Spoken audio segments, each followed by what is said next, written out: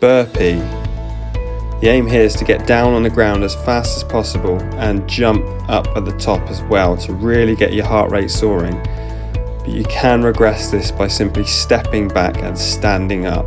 Put your hands to the floor, one toe, step forward. Go at a pace that works for you. Squats. With a jump, the sumo version, or a tap down. Where applicable, if you can, explosively drive upwards to maximise your workout, but otherwise focus on flexing the hips and the knees, sitting your bum down towards your heels. Ensure your spine is upright by keeping the chest up and looking straight ahead to encourage good form. And with the sumo stance, the feet go wide, 10 to 2 with the toes, knees tracking outwards. Tapping down in and out, ensure that you're still looking ahead so you're not rounding the shoulders. Lunge. Take a big step forward, planting the front foot. Dip the back knee down and balance on the toe. The knee should be aiming to stay at about 90 degrees.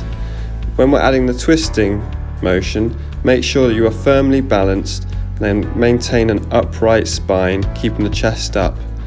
Look straight ahead. Then with the reverse lunge, you start forward and step back. Use the arms for balance, again focusing on the upright spine. And finally, the super lunge is a combination of a forward, straight into a reverse lunge, then going back to the middle. Mountain climber.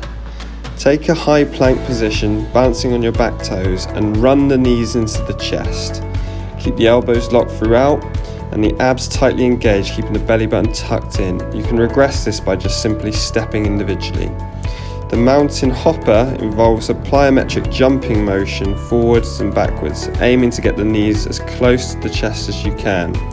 But again, we can regress this by making the movement a lot smaller and a lot slower. A wide mountain climber involves taking the knee to the outside of the elbow on the adjacent side. A hopping motion where you are continually switching as the foot goes backwards, and again regress this by just simply stepping with smaller steps. Then finally, the 3-point mountain hopper is going to be taking you outside, then forwards, then outside, then forwards, just alternating the practice. Regress it once again with small ones. Press up. Starting in a high plank position on your hands and toes, slowly lower your chest down so it's kissing the floor. Aim to keep the elbows tucked in by your waist. The whole time you are aiming to also keep the line in your spine from the shoulders right the way down to your toes or your knees if you're using the regression.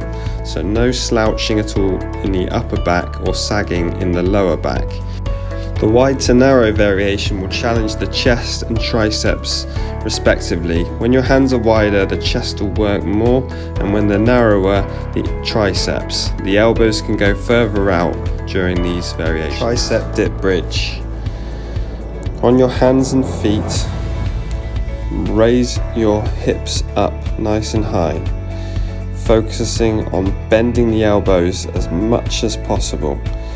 If you have a step or a chair to use to elevate yourself, then that would be even better for this, but given we're just using body weight, this can be done by extending the hips up into a high bridge. Just regress this by doing baby dips if necessary. Breathe out at the top.